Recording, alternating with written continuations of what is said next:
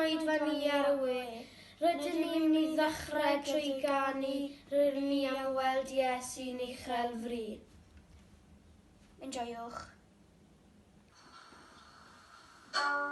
Rydyn ni am weld Iesu'n uchel fri, fel banner yn hedfan dros ein tir, mwyn i bawb weld y glir yn glir, ef yw ffordd i'r nefoedd.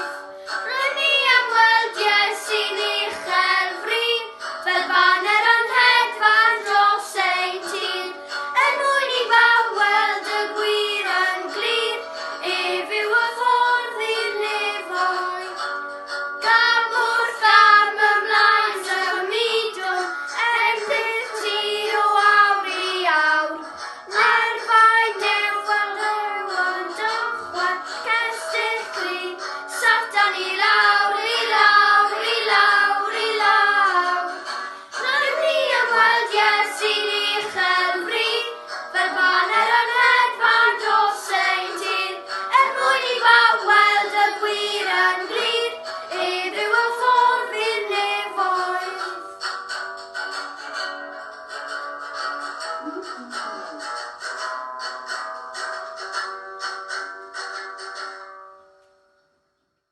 Wel, falla'ch bod chi wedi clywed yn y newyddion yn ddiweddar fod y Llywodraeth yn gwneud ychydig bach o newidiadau. Un o'r newidiadau yna yw ein bod ni yn fuan iawn, gobeithio yn mynd i allu cwrdd gyda'n gilydd eto. Ond i ni dal yn aros am ganllawiau gan y Llywodraeth. Felly ar hyn o bryd bydd rhaid i ni oedi ychydig bach ac aros fel ein bod ni'n gwybod beth yw'r canllawiau yna mwyn cwrdd gyda'n gilydd yn ddiogel, mewn ffordd sydd yn dystiolaeth da, ond i ni yn edrych ymlaen i gael bod gyda'n gilydd wrth gwrs. A felly, plis byddwch yn amyneddgar, ond hefyd yn eiddgar i fod yn ôl gyda'n gilydd. Na i adael i chi wybod cyn gyntaf a mae penderfyniad yn cael ei wneud ynglyn â pryd fyddwn ni yn cwrdd gyda'n gilydd eto yn gorfforol. Wel, heddiw te, ni'n parhau ni'n cyfres ni yn Genesis, a ni yn Genesis 15 heddiw yn edrych eto ar ffydd Abram, a ni'n mynd i ddarllen adnodau 1 i 6 ym mhenod 15. Eto, os ych chi nôl i'ch Beiblau, allwch chi ddilyn gyda fi. A byddwn ni yn edrych ar benodau, ar yr hanes sy'n mynd o benodau 15 i 1 ar 15, a hefyd yn edrych ychydig bach ar adnodau sy'n dod o yr ail benod ar 15 a y 19 benod hefyd. Felly, nhw'n i wneud hynny yn y bregaeth. Ond mae y 6 adnod cyntaf yma ym mhenod 15 yn rhoi hen ddigon i ni mwyn dechrau ni bant. Felly, Genesis 15. Wedi'r pethau hyn, daeth gair yr arglwydd at Abram mewn gweledigaeth a dweud, nac ofna, Abram, my fi yw dy darian, bydd dy wobr yn fawr iawn. Ond dywedodd Abram, o arglwyddiw, beth aroddi i mi, oherwydd rwy'n para'n ddiblant, ac etifedd fy nhi yw Eleazar o Ddamascus.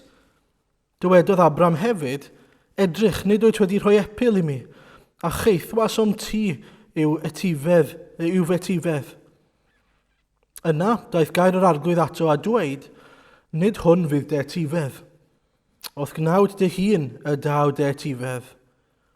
Aeth ag ef allan a dywedodd edrych tu ar nefoedd, a rhifa'r ser os gelli.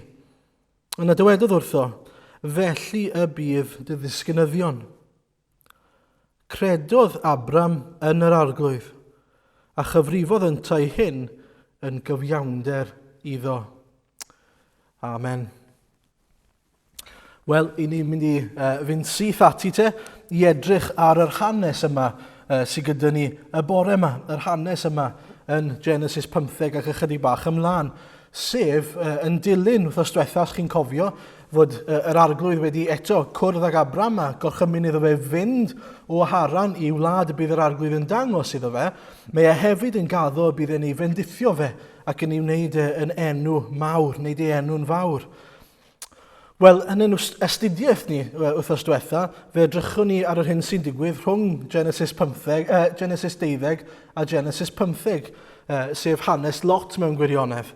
A oedd e'n wahanol iawn falle i Abram mewn sawl ffordd. Oedd e'n hoff o y math o fywyd oedd e wedi glanio ynddi yn Sodom ac wedi creu chydig bach o boendod i Abram. Ond erbyn hyn ni'n cyrraedd Genesis 15 a mae rhai blynyddoedd wedi mynd heibio tua 10 mlynedd mwy na thebyg. Mae e'n 86 pan mae e'n cael plentyn, Ishmael, a mae e'n 75 pan mae'n derbyn yr addewid. Wel, mae e just cyn mwy na thebyg bod yn cael plentyn, felly rhywle yn ei 80au canol.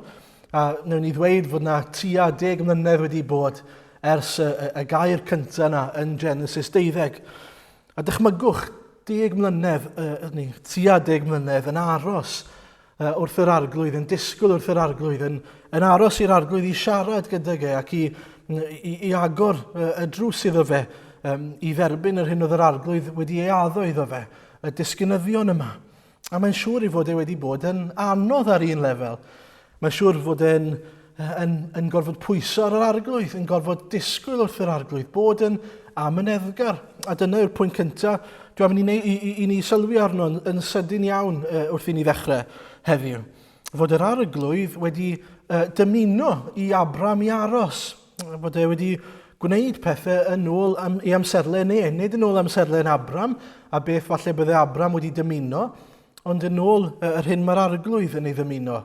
Ac wrth gwrs bod ni'n gallu sylweddoli, gweld a chredu fod yr arglwydd yn gwneud yr hyn sydd yn dda.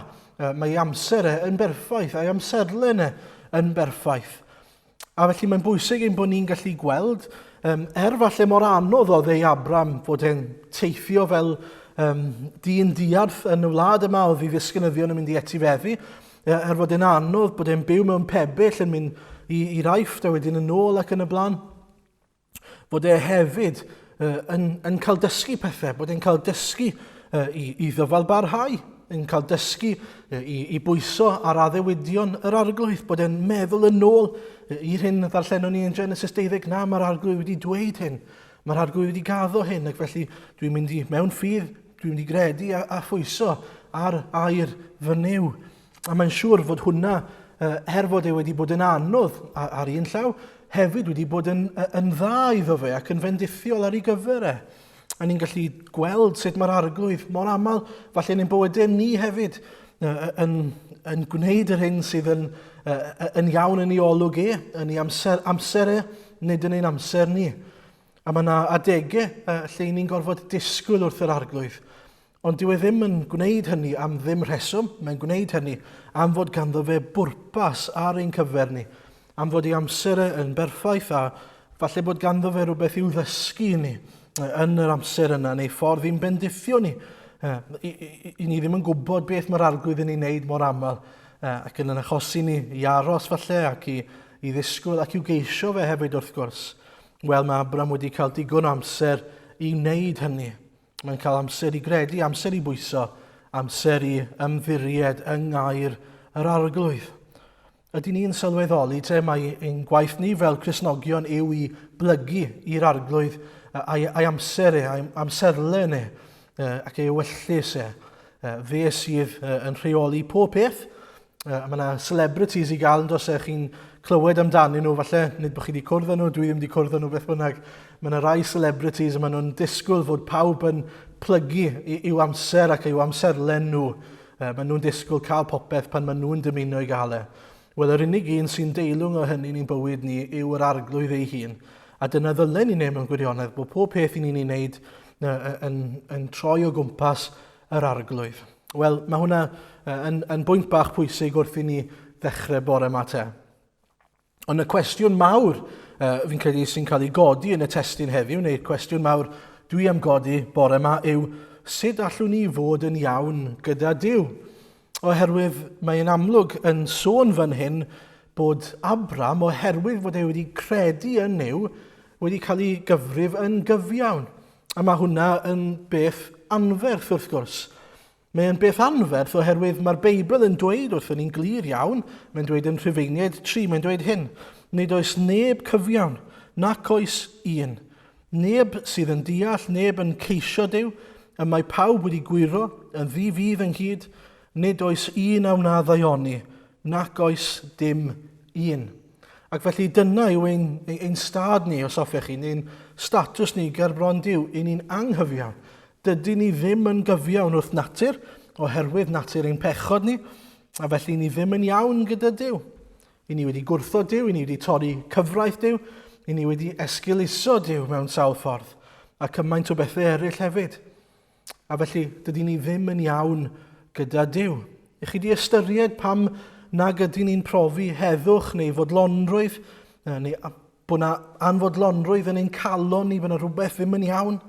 Wel, mae oherwydd ein bod ni mewn gwrthryfel â Duw, ein bod ni ddim yn gallu cyflawni y pwrpas yna ni wedi cael ei creu ar ei gyfer, sef i adnabod ac addoli Duw ei hun. I ni mewn gelyniaeth gyda fe felly, a ni ddim yn heiddi cael, ni ddim yn gallu bod yn ei bresenoldeb am ei fod yn berffaith. A mae e'n, fod e'n bwriadu ni fod ac yn dymuno i ni fod yn ei bresenoldeb. Mae e'n pechod ni'n rhwystro pobl rhag gwneud hynny. Chi'n cofio beth nath Duw gyda Adda ac Efa ar ôl iddyn nhw bechu. Oedd e'n gorfod eu taflu nhw neu gyrru nhw allan o'r ardd. Mae'n dweud, gyrrodd y dyn allan yn Genesis 3:24 a gosododd geriwbiaid i'r dwyrain o'r ardd Eden a chleddyf fflamllyd yn chwyrlio i warchod y ffordd at bren y bywyd.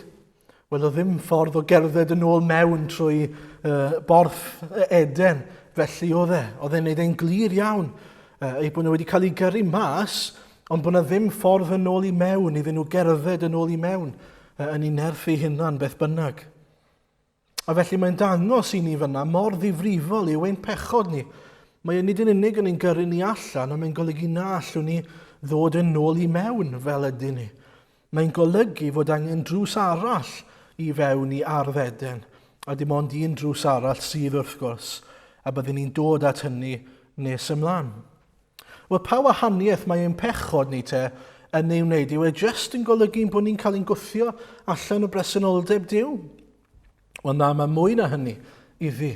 Mae'n dweud yn Rhufeiniaid 1 fod digofaint Duw yn cael ei ddatguddio o'r nef yn erbyn holl anifioldeb ac anghyfiawnder pobl. A felly mae'n rhaid i ni sylweddoli yn sgil ein pechod ni fod barn Duw, digofaint Duw arno ni hefyd, roth yn Saesneg. Ein bod ni yn heiddi ac yn wynebu ar ddydd Crist, cosb a barn am ein pechod ni. A mae yna ddarlun dychrynllyd, gwirioneddol ddychrynllyd yn datguddiad 6, a dyle y geiriau yma sobri pobl fel chi a fi, adnod 15 ymlaen yn datguddiad 6. A brenhinoedd y ddeiar, y mawrion a'r cadfridogion, y cyfoethogion a'r cryfion, a phawb yn geithion ac yn rhyddion, cuddiasant ei hunan mewn ogofeydd ac yn rheigiau'r mynyddoedd. A dywed asant wrth y mynyddoedd a'r creigiau, syrthiwch arnom, a chuddiwch ni rhag wyneb yr hwn sy'n eistedd ar yr orsedd, a rhag digofaint yr oen. Oherwydd daeth dydd mawr ei digofaint hwy, a phwy all sefyll. O dyma'r darlun sydd gyda ni ar ddydd Crist, fod y bobl yma, y brenhinoedd, y mawrion, y bobl bwysig yma, oedd yn byw bywyd yn meddwl fod eu statws nhw'n bwysig, ond hyd yn oed y rhyddion, y bobl yna, neu hyd yn oed y ceithion, pwy bynnag ydyn nhw. Fod pob un sydd ddim yn eiddo i'r arglwydd Iesu, sydd ddim wedi credu ynddo fe, yn dymuno fod eu creigiau yn syrthio arnyn nhw, yn eu lladd nhw yn y fan ar lle, oherwydd ei bod nhw'n gweld digofaint yr oen, fod digofaint yr oen arnyn nhw, a bod nhw ddim eisiau wynebu hynny. Dychmygwch y fath beth, bod nhw'n gweld digofaint Duw, barn Duw, cosb Duw yn ei wynebu nhw, a maen nhw'n dweud byddai well dyn ni bod y creigiau mae'r mynyddoedd yma yn syrthio ar ein pennau ni, na bod ni'n gorfod wynebu barn Duw. Yn gobeithio bod ni'n gweld ac yn sylweddoli mor ddifrifol yw y farn yma, yr hyn sydd yn disgwyl pob un sydd ddim yn eiddo i'r arglwydd Iesu, am bod ni'n heiddi hynny Mae pob un o'n ni'n heiddi barn Duw. A mae'n bod ni wedi troi ni erbyn hyn, bod ni'n mewn golyniaeth iddo fe. Oherwydd ein pechod hunanol, ein pechod brwnt ni. Ond, mae newyddion da. Mae newyddion arbennig i gael. Mae newyddion hyfryd ar gyfer pob un. Dyma ni'n darllen yn 1 Thessaloniaid 1, adnod 9 ymlaen. A maen nhw'n sôn am yr hyn sydd wedi digwydd iddyn nhw yn Thessalonica. Oherwydd y mae pobl ohonynt eu hunain yn sôn amdano y fath erbyniad y gawsom i'ch plith a'r modd y troesoch at Dduw oddi wrth ei lunod i wasanaethu'r gwir Dduw byw, ac i ddisgwyl ei fab o'r nefoedd, y mab a gyfododd ef oddi wrth y meirw, sef Iesu, yr un sydd yn ein gwaredu oddi wrth ydi gofaint sydd i ddod. A mae'n dweud am y bobl yma, rai oedd gynt yn addoli ei lunod sydd wedi troi at yr arglwydd Iesu, bod yr un Iesu sydd yn dod â digofaint ac yn ein barnu ni ac yn ein cosbi ni, hefyd i'r bobl yma wedi eu hachub nhw, wedi eu gwaredu nhw oddi wrth y digofaint sydd i ddod. Ac felly mae'r un Iesu sydd yn barnu hefyd yn abl i'n hachub ni, i'n cynorthwyo ni i osgoi barn Duw, cosb Duw, am bechod, i'n gwneud ni yn iawn gyda Duw. A dyna yw y ffordd o'n i'n sôn amdano. Dim ond un ffordd sydd i ddod yn ôl i mewn i Eden, fel petai, i ddod nôl mewn i bresenoldeb Duw ac i iawn berthynas gyda Duw, sef Iesu Grist. Fe yw y ffordd y gwirionedd ar bywyd. Does dim ond un ffordd at y tad, ond trwyddo fe. Mae'n bwysig yn bod ni yn gweld hynny ac yn credu hynny drosto ni ein hunain. Ond falla'ch bod chi'n gofyn, wel, beth sydd gan hyn i gyd i'w wneud â Genesis 15? Mae rhywbeth pwysig iawn yn digwydd i Abram yn y benod yma. Mae'n cael ei gyfrif yn gyfiawn. Mae e'n dod yn iawn gyda Duw te. Mae'n uchafbwynt y darn. Mae'r cwbl arall mewn gwirionedd yn amhwysig i'w gymharu gyda'r adnod yma. A gallech chi fod yn meddwl i chi'n fod beth sydd gan Abram i wneud â hyn. Beth mae e wedi ei wneud? Ydy e wedi cael ei gyfrif yn gyfiawn oherwydd fod e wedi dilyn rhyw reole mae'r arglwydd wedi osod? Wel na, dyw e ddim. Dyw e ddim wedi dilyn cyfraith. Dyw cyfraith Duw ddim wedi cael ei roi i'w bobl eto. Mae hwnna'n dod nes ymlaen dros 400 mlynedd yn ddiweddarach. Yw e oherwydd fod e wedi enweidi ar ei hunan? Wel na, mae hwnna'n dod yn nes ymlaen. Mae'n cael ei gyfrif yn gyfiawn cyn hynny. Ydy oherwydd fod e wedi dilyn y canllawiau mae Duw wedi roi iddo fe? Wel na, achos os chi'n cofio wrthos diwetha, yn aml mae'n cwmpo, mae'n syrthio i beidio a dilyn cyfarwyddiadau Duw, i beidio a roi ei ffydd yn llwyr yn yr arglwydd.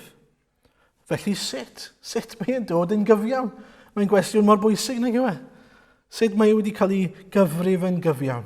Wel, trwy ffydd a trwy gredu yn yr arglwydd. Des i draws y dyfyniad yma gan J.C. Ryle. True faith has nothing whatever of merit about it, and in the highest sense cannot be called a work. It is but a laying hold of a Saviour's hand, leaning on a husband's arm, and receiving a physician's medicine. It brings with it nothing to Christ but a sinful man's soul. It gives nothing, contributes nothing, pays nothing, performs nothing. It only receives, takes, accepts, grasps, and embraces the glorious gift of justification which Christ bestows, and by renewed daily acts enjoys that gift.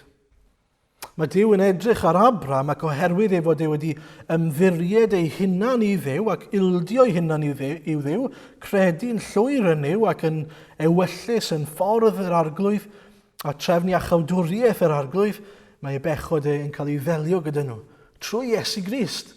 Fod Iesu ddim wedi dod lawr fel person a Duw eto, ond trwy Iesu Grist. Mae'n ddarlun mor brydferth nag yw e.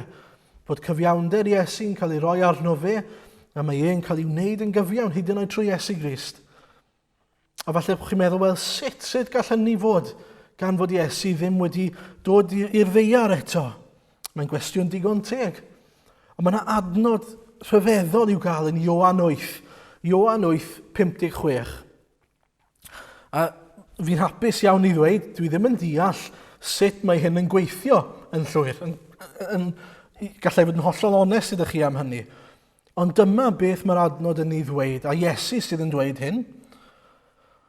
Gorfoleddu a wnaeth eich tad Abram o weld fy nydd i. Fy nydd i fe'i gwelodd a llawenhau. A felly mae'n dweud fod Abram wedi gweld dydd Iesu Grist, wedi gweld a wedi llawenhau. Ni ddim yn gwybod yn union faint o yr efengil, faint yn union o newyddion da yr arglwydd oedd e wedi ei ddeall a'i weld, ond oedd e wedi gweld rhywbeth o drefn Duw i achub, trefn Duw i fendithio, i ddod â pobl at Dduw ei hun, i hawlio pobl iddo fe hunan. Ac am ei fod e wedi credu yn hynny, oedd e wedi cael ei gyfrif yn gyfiawn. Mae'n bwysig deall mai Iesu oedd y ffordd ac yw y ffordd a fydd y ffordd, yr unig ffordd i gael ein gwneud yn gyfiawn o'r dechrau at y diwedd. Nid rhyw plan B yw'r arglwydd Iesu, ond ffordd iachawdwriaeth yw bobl ers y dechrau. Dim ond fe sy'n gallu eich gwneud chi yn iawn gyda Duw. Ac felly, mae'n bwysig yn bod ni'n gweld beth mae'r arglwydd Iesu yn ei gynnig i ni, a beth mae yn dymuno i ni ei brofi. I ni ganu ar y diwedd emyn ger bron yr orsedd hardd sydd fri. Mae un sy'n eiriol droso fi. A mae yna eiriau hyfryd yn yr ail bennell, os fi'n cofio'n iawn. Gan i'n waredwr fynd i'r groes, fe enaid gwan sydd nawr yn rhydd. Mae'r Duw sy'n gyfiawn wrth ei fodd i weld ei fab a maddau i. A dyma'r gwreiddiol yn y Saesneg. Because the sinless Saviour died, my sinful soul is counted free. For God the just is satisfied to look on him and pardon me. A mae'n dangos yn glir i ni y cyfnewid statws yma, y cyfnewid lle yma sydd wedi digwydd. Oherwydd fod y gwaredwr di-bechod wedi marw, mae fy mywyd pechadurus i yn cael ei gyfrif yn lan. Bod y pechod wedi ei ddelio gyda gef. Mae wedi cymryd fy lle a wedi cymryd fy mhechod i arno fe ei hunan. Ac yna mae'n dweud, felly mae Duw sydd yn gyfiawn wedi ei fodloni, yn fodlon, i edrych ar yr arglwydd a rhoi pardwn i ni, ein ystyried ni wedi ein maddau ac yn gyfiawn ger ei fronau. Wel, does na ddim byd gwell na bod yn gyfiawn, bod yn iawn ger bron Duw. Gwybod ein bod ni fel y dylen ni fod, fel mae Duw wedi bwriadu o'r dechrau i ni fod, yn gallu bod wedyn mewn perthynas gyda ein arglwydd a'n Duw ni. A dwi'n orffen y pwynt gyda her sydd mor amlwg i ni wrth gwrs. Wel, ydych chi'n iawn gyda Duw? Ydych chi'n gyfiawn ger bron Duw? Ydych chi'n meddwl bod eich cyfiawnder chi'n dod trwy weithredoedd da, neu bod chi'n gallu ennill yr hawl rhywsut i fod yn iawn gyda Duw? Dyw e ddim yn bosib. Dyw'r holl weithredoedd ych chi'n ystyried yn dda, beth yn mynd i wneud yn iawn ar hyn sydd yn anghywir am eich bywyd chi ac yn heiddi cosb, a mae Duw yn gyfiawn fel i ni wedi clywed. Ac felly, ydych chi yn dod ac yn derbyn ac yn credu yn yr arglwydd Iesu, yn cydnabod eich pechod chi a'ch angen chi am i'r arglwydd gyfnewid lle a chi, ac yn gofyn iddo fe i faddu eich pechod a diolch iddo fe am farw dros eich pechod chi, ac i dderbyn digofaint Duw yn eich lle chi, bod e wedi yfed y cwpan yna ar y groes eich mwyn chi a fi. Mae e'n cynnig bywyd newydd, bywyd yn iawn gyda ein creawdwr a'n Duw ni, yr un sy'n dymuno ein adnabod ni a sy'n deilwng o'n mawl anaddoliad ni. Wel, wyt ti wedi ymddiried te ynddo fe. Wel, y pwynt olaf yn fyr iawn ac yn sydyn iawn yw hyn. Mae Duw yn un sy'n gallu gwneud yr amhosib. A mae am i ni wybod hynny a chredu hynny.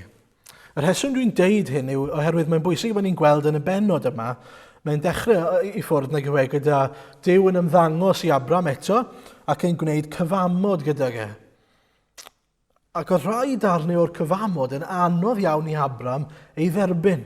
Mae'r bennod yma, mwy neu lai, i gyd yn dechrau i ffwrdd gyda sut mae hyn yn mynd i fod, amheuon, ofnau Abram ei hun. Yr ofn penna neu'r peth anodda i Abram ei dderbyn oedd fod e'n mynd i gael plentyn.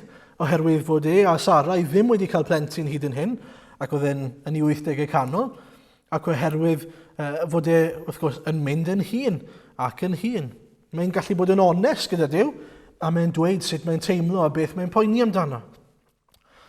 A mae'n bwysig bod ni'n gweld bod e'n onest gyda Duw a bod ni'n gallu gwneud yr un peth. Sym eisiau bod ni'n yn smalio neu'n esgus gyda Duw.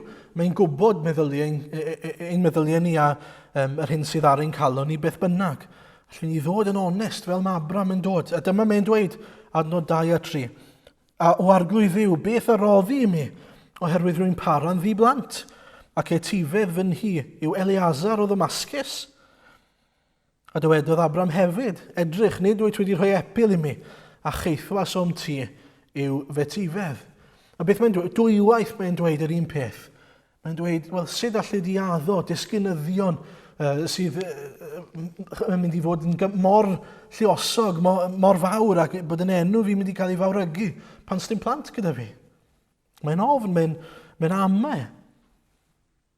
Ond beth i ni'n gweld mewn ymateb i hynny yw fod Duw yn dduw yr amhosib, ond mae hefyd yn dduw sydd yn dymuno tawelu calon Abram. Mae'n dymuno fod Abram yn credu ynddo fe ac yn ymddiried ynddo fe.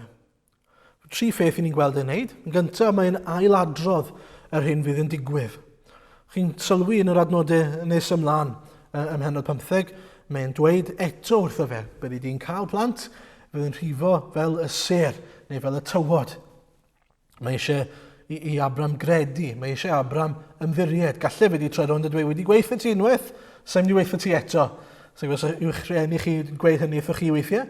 Dim ond unwaith fi'n wedi weid, a dyna ni. Ond na, mae'r arglwydd yn tawelu ei galon e.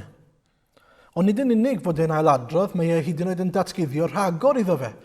Mae'n rhoi e mewn cwsg trwm i ni'n gweld yn y darn. A wedyn mae'n rhoi mwy o wybodaeth eto iddo fe ynglyn â'r hyn fydd yn digwydd iddo fe. A mae hynny yn dangos eto gras Duw a'i fod e wir am i Abram parhau i roi ei ffydd ynddo fe. Ac yna mae'n cyfamodi, mae'n gwneud cyfamod gyda Abram, sydd lles Abram. Sdim angen cyfamod ar Dduw, ond maen nhw'n tywall gwaed, maen nhw'n selio'r cytundeb yma fel petai. Gallai wedi dweud, derbyn fy ngair i. Mae hwnna'n ddigon, ond mae'n dymuno gwneud y cytundeb yma gyda Abram, fel bod Abram yn gallu bod yn sicr y bydd yr arglwydd yn gwneud hyn. A mae gyd yn bethau sydd yn fatgoffa i beth bynnag fod ffydd y Cristion ddim yn ffydd heb sail. Chi'n edrych ar yr holl bethau mae Duw yn ei wneud i Abram, yn mynd above and beyond fel petai mwyn sicrhau fod Abram yn credu. A mae'n wir i ni, mae Duw wedi rhoi ei air i ni. Mae'r Beibl yma yn dystiolaeth i ni, yn ras Duw i ni, yn ein cynorthwyo ni, mae'n ddogfen hanesyddol. Mae yna gymaint yn y gair yma sydd yn ein helpu ni i roi ein ffydd yn yr arglwydd. Does dim rhaid i ni gredu yn unig yn ein profiad ni, ond yn ngair Duw hefyd. A wedyn chi'n meddwl am bobl eraill o'n cwmpas ni, a'i tystiolaeth nhw. Ydy e'n gyd ddigwyddiad fod bobl di-rif eraill o'n cwmpas ni sydd wedi dod i gredu yn yr un ffordd â ni. Dwi ddim yn meddwl i fod e. Ond un o'r pethau sy'n digwydd ym Mhenod 16 yw fod Sara i graig Abram yn colli amynedd. Mae'n penderfynu, os nag yw hi'n gallu cael plant, mae'n mynd i gymryd y materion i'w dwylo ei hunan. A mae'n cynnig, mae'n dweud wrth Abram, i gymryd ei morwyn hi, Hagar, i gysgu gyda Abram. A mae nhw'n cael plentyn, sef Ishmael. A mae Duw yn dweud yn glir wrth i hi ac wrth Abram, mae nid dyma yw y ffordd o dde wedi ei drefnu. Nid dyma oedd hi angen arnyn nhw, ffydd oedd hi angen arnyn nhw. Nid cymryd pethau i'w dwylo i hynna, nid brysio i'w wyllus Duw. Ymddiried yn Duw. Ymddiried fel welson ni ar y dechrau, yn amserlen Duw. Ymddiried bod yr arglwydd yn gwybod pryd yw'r amser iawn. Ond hefyd ymddiried fod Duw yn ddiw'r amhosib. Oherwydd falle'n wir fod Sarai ddim yn gallu cael plant. Falle oedd yn ymddangos fel yna'n sicr, ond wedi trial, ddim wedi gallu cael plant. A beth sy'n digwydd? Wel, yn y pen draw, mae hi'n cael plentyn. Beth mae Duw yn ei wneud? Mae e eto yn ei ras yn tawelu eu calonau nhw. Ydy e'n dweud, wel, chi wedi cymryd pethau mewn eich dwylo eich hunan, peidiwch a disgwyl i fi eich helpu chi eto. Nag yw. Beth mae'n dweud wrthyn nhw, os chi'n darllen ymlaen i benod 17 ac adnod 15, dywedodd Duw wrth Abraham, ynglŷn â wraig Sarai. Nid Sarai ei gelwyr hi, ond Sara fydd ei henw. Bendithiaf hi a rhoddaf i ti fab ohoni. Ie, bendithiaf hi, a bydd yn fam i genhedloedd, a daw brenhinoedd pobloedd ohoni. Yn grymodd Abram, ond chwarddodd yn ddwy hun a dweud, a enni'r plentyn i 100 mlwydd oed? A fydd Sara'n gen i plentyn yn 90 oed? Chi'n gweld beth sy'n digwydd? Mae'r arglwydd eto yn raslon yn dweud, dwi'n mynd i fendithio Sara, a dwi'n mynd i fendithio Abraham.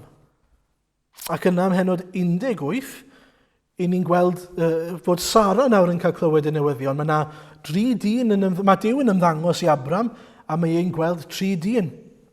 A mae gan y dynion yma, neu Duw yn ymddangos trwy y dynion, neges ynglŷn â Sodom yn un peth, ond hefyd neges ynglŷn â Sara. Dyma mae'n ei ddweud yn adnod 10 o benod 18. Yna dywedodd yr arglwydd, dof yn ôl atat yn sicr yn hymor y Gwanwyn, a chaiff Sara dy wraig fab. Yr oedd Sara yn gwrando wrth rws y babell tu ôl iddo. Oedd Abraham a Sara yn hen mewn gwth o oedran, ond yr oedd arfer gwragedd wedi peidio i Sara. Am hynny, chwarddodd Sara yn ddi ei hun, a dweud, ai wedi i mi heneiddio am gŵr hefyd yn hen, y caf hyfrydwch? A dywedodd yr arglwydd wrth Abraham, pam y chwarddodd Sara a dweud, a fydda fi'n wir yn planta a minnau'n hen? A oes dim yn rhy anodd i'r arglwydd? Dof yn ôl atat ar yr amser penodedig yn hymor y Gwanwyn, a chaiff Sara fab. Gwadodd Sara iddi chwerthin oherwydd yr oedd arni ofn, ond dywedodd ef, do, fe chwerddais. Chi'n sylwi bod y 2 ohonyn nhw yn chwerthin pan mae'r arglwydd yn dweud y bydd hi yn cael plentyn. Mae'n ymddangos yn sicr oherwydd yr hyn sydd yn digwydd gyda'i chorff hi bod hi ddim yn mynd i gael plentyn. Ond beth mae'r arglwydd yn ei ddangos iddyn nhw fan hyn yw does dim byd yn amhosib i'r arglwydd. Y geiriau i ni'n ei ddarllen yn adnod 14 yw, a oes dim yn rhy anodd i'r arglwydd? Tybed ydych chi a fi yn credu hynny. Pan mae'r arglwydd yn rhoi addewid, pan mae'r arglwydd yn ein galw ni neu rhywbeth, beth bynnag yw mae'n sicr fod dim byd yn amhosib i'r arglwydd. Does dim byd yn rhy anodd i'r arglwydd. A dyna wers i ni y bore yma eto i dderbyn gair Duw yn llwyr, ac i beidio a chwerthin ar yr arglwydd, ac i beidio a cyfyngu Duw yn ôl ein disgwyliadau ni. Ond yr hyn hefyd sydd yn bwysig gweld yw, gan fod Duw wedi gaddo, mi fydd yn cyflawni. Felly fod Sara ac Abram yn chwerthin, mae Duw yn anrhydeddu ei addewid. A oherwydd pwy yw Duw, nid oherwydd pwy ydyn nhw wrth gwrs.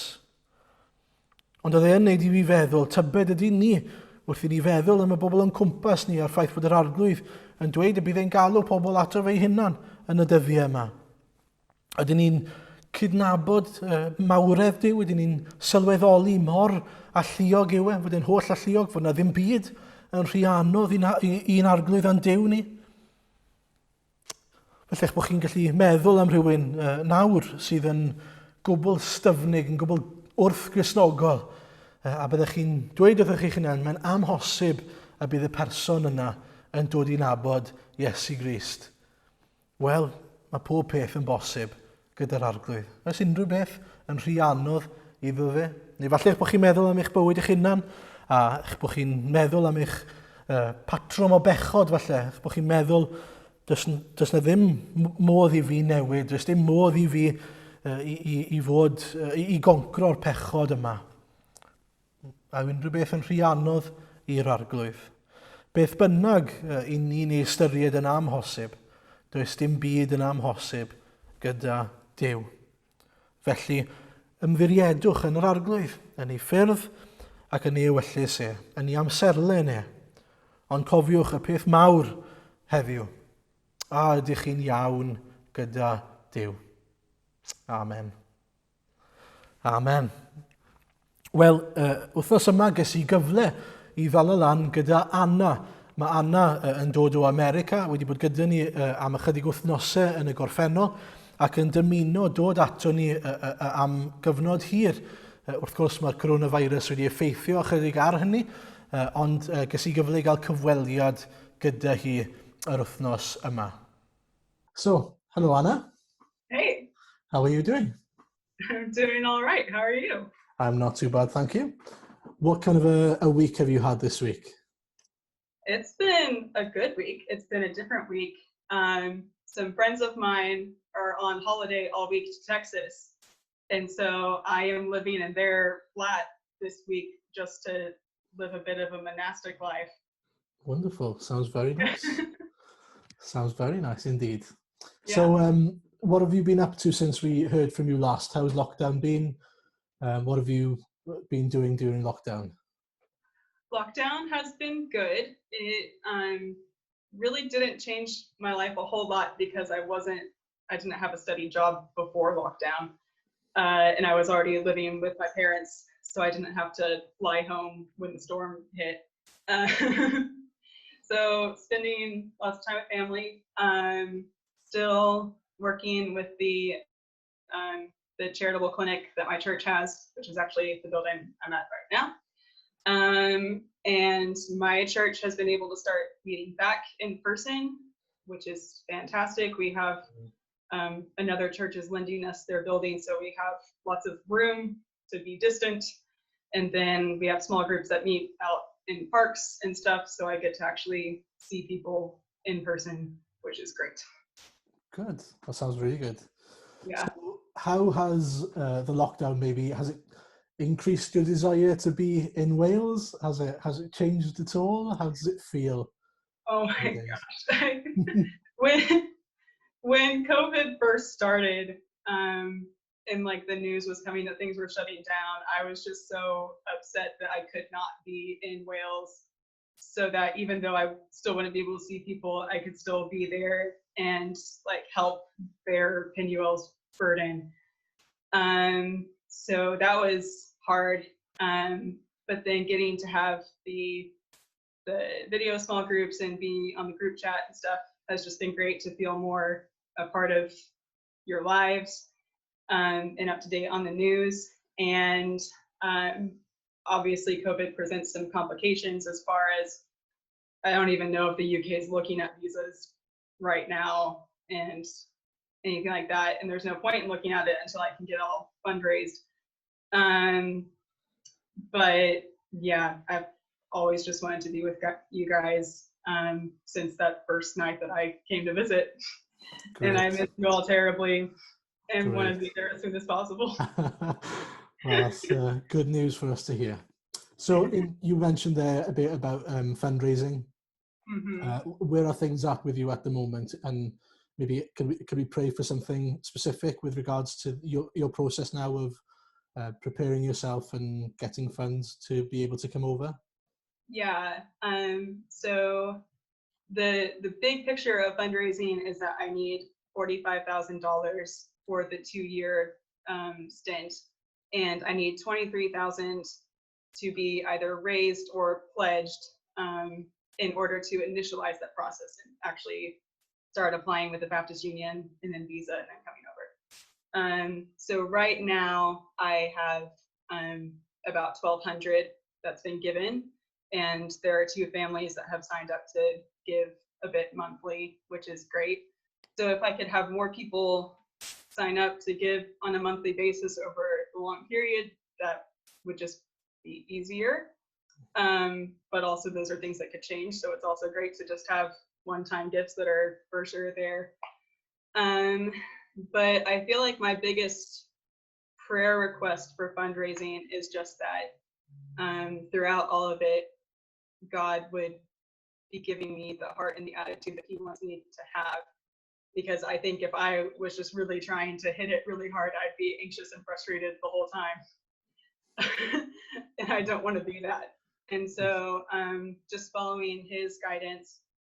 And he actually set a really great precedent for fundraising in that the first donation I had was before I was officially allowed to fundraise by someone I had never met and who didn't know anything about my story.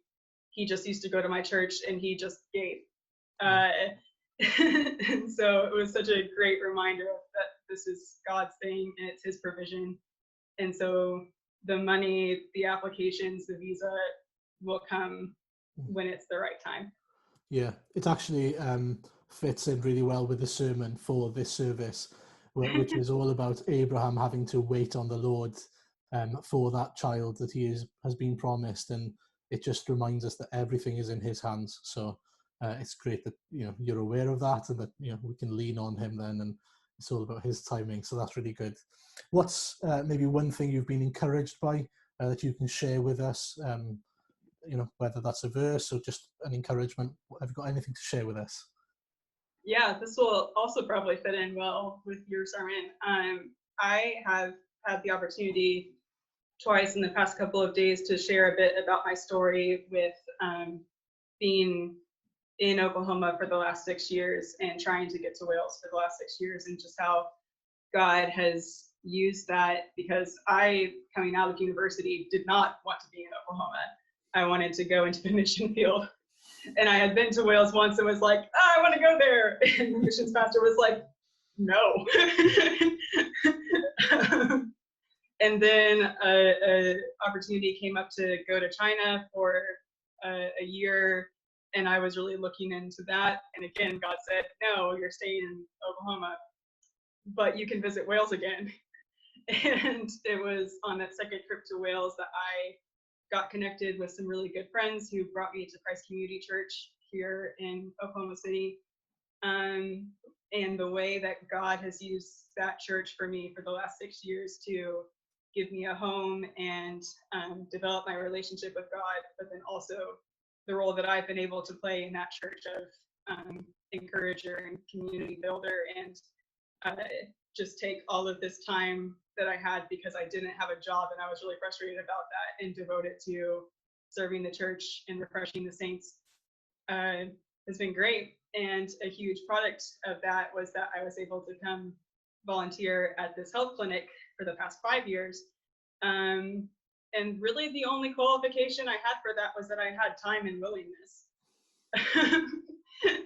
And good qualifications, very good qualifications. Yeah, and that's just been used in such a strong way here for the last 5 years. And it was not something I was prepared for or, had any inclination before that I would do. And so I guess my encouragement is just how much God can use time and willingness. And even if it's not in the place or the time that you want it to be, he can do really great, encouraging things that have effects that you can't even see at the time. And yeah. Fantastic. Well, thank you so much. Thank you for catching up with us. Thank you for letting us know where you're at. Know that we are praying for you, and we look forward to having you with us. We miss you as well. And it's just going to be great when, God willing, you will be with us soon, hopefully, and enjoying fellowship with us in person. So thank you very much. I cannot wait, except by God's grace. Amen. Thank you. Wel, newn ni droi at yr arglwydd mewn gweddi gyda'n gilydd. Arglwydd Ew, ni'n diolch i ti am yr oedfa ni wedi cael eto heddiw ar fraint yma o gael dod at ein gilydd hyd yn oed os yw e dros y we arglwydd, ac yn diolch i ti am ein gilydd, yn diolch i ti am dy bresenoldeb di gyda ni arglwydd. I ni'n diolch i ti am hyn glwson ni nawr gyda Anna, ac arglwydd yn gweddio dyfendith di arni hi arglwydd. Ni'n diolch ei fod e mor addas i ni ar ôl clywed am Abram, yn gorfod disgwyl wrth yr arglwydd ac am bwyso ar yr arglwydd. I ni'n gweddio y bydd hi'n cael amynedd a gras i wneud yr un peth, i ddisgwyl wrtho ti ac am dy amserlen di arglwydd, ac i gofio fod na ddim byd yn mynd i dirwystro di rhag cyflawni dy bwrpasau. Arglwydd, i ni yn diolch i ti, dy fod ti yn un sydd wedi darparu ffordd i ni i'n gwneud ni yn gyfiawn. Arglwydd, yn dy ras dy fod ti wedi danfon dy unig fab i agor y drws, i fod yn ddrws i'r nefoedd i ni. Arglwydd, i ni yn diolch i ti am y fath fraint o gael adnabod yr arglwydd Iesu, o gael cyfnewid lle gyda fe, ein gwisgo gyda'i gyfiawnder arglwydd yw. I ni'n llawenhau ein bod ni yn cael dy adnabod i, yn cael dy alw di'n dad, am y mabwysiad, am gael perthyn i ti, yn bobl i ti, a tithe yn ddew arno ni. O arglwydd ein Duw, ni mor ddiolchgar i ti am yr efengil. Diolch i ti am gael dy adnabod i. A diolch yn sgil hynny bod ni'n profi gwir fodlonrwydd, gwir gyflawnder bywyd ac yn cael profi llawenydd a heddwch yn ein bywydau ni. Y llawenydd dofn yna sydd yn dod a'r heddwch dofn yna sydd yn dod, dim ond drwy wybod ein bod ni yn iawn ger dyfron di. O arglwydd ni'n profi bydd rhagor yn enwedig arglwydd y bobl yna sydd o'n cwmpas ni, falle i ni'n meddwl bydd yn amhosib y bydden nhw'n dod i dydnabod i. Wel, i ni'n ei cyflwyno nhw i ti nawr arglwydd ac yn gofyn yn enw Iesu y byddi di'n ei achub nhw o sgweli di'n dda. Arglwydd, i ni'n gweddio am i ti wneud yr amhosib yn ein plith ni, i wneud pethau mawrion o sgweli di'n dda yn ein plith ni fel dy bobl di. Nid ein mwyn ni, ond dy fwyn di, clod a mawl a parch a gogoniant i ti ac i ti yn unig arglwydd. Arglwydd, i ni yn gweddio dros rai sydd yn sal yr wythnos yma, rhai yn ddifrifol wael. I ni'n gweddio arglwydd dros rai sydd yn galaru'r wythnos yma ar ôl colli un o'n teulu ni. Arglwydd, i ni'n gweddio am i ti gysuro teuluoedd, am i ti ein cysuro ni arglwydd, ond hefyd i ni roi ein golwg ni, i hoelio'n sylw ni ar y reality ei dyfodol nhw yn y nefoedd gyda ti am dragwyddoldeb. O arglwydd, ys dim byd gwell na gwybod ein bod ni yn mynd ato ti, yn cael bod am dragwyddoldeb yn dy gwmni di. Arglwydd, i ni hefyd yn cyflwyno yr amser yma sydd yn anodd falle i ni, ein bod ni'n dal yn cwrdd ar y we, ni'n gweddio dros rai sydd yn isel eu hysbryd, rhai sydd yn dioddef ar hyn o bryd. I ni hefyd yn gweddio arglwydd am ddoi ffineb ac am arweiniad i wybod pryd sydd yn addas ac yn ddoeth ac yn dystiolaeth da i ni gwrdd at gyda'n gilydd eto. Ond hefyd arglwydd i ni yn ynysu fod yn ôl, i ni ddim eisiau esgiluso y cyd-gyfarfod yna gyda'n gilydd arglwydd. A felly arwain ni o sgweli di'n dda, rho ddoi ffineb i ni. Rho nerth a gras i ni i ddarostwng i damserlen di, i ddisgwyl oddi wrtho ti ym mhob peth. Arglwydd, i ni'n gweddio y gnawn ni ddim dy gyfyngu di yn ôl ein disgwyliadau ni, ond i ddisgwyl ac i ofyn yr amhosib. Arglwydd, ni'n meddwl am y feirws nawr arglwydd, ni'n gweddio yr amhosib yng ngolwg di'n, y bydd yn cael ei felio gyda gef os yw hynny'n rhan o dewyllus di arglwydd, o sgweli di'n dda. Ni'n gofyn eto yn enw Iesu Grist. Ni'n cyflwyno ein hunain i ti, gweithio yno ni o sgweli di'n dda. Arglwydd trawsnewid ni o ogoniant i ogoniant, arglwydd gwna ni yn debycach i'r arglwydd Iesu, ein gwaredwr mawr, yw ein gweddi. Arglwydd felly, i ni'n cyflwyno ein hunain i ti ar gogoniant a mawl i dy enw di. Amen. Wel, diolch i chi am ymuno gyda ni eto heddiw. I ni'n mynd i orffen gyda'r emyn yna nes i sôn amdano yn y bregaeth, sef ger bron yr orsedd hardd sydd fri, yn sôn am yr arglwydd Iesu a gwaith yr arglwydd Iesu nawr ar hyn mae wedi wneud i ni'n barod drwy ei efengil. Felly, pob bendith i chi a welwn i chi tro nesaf.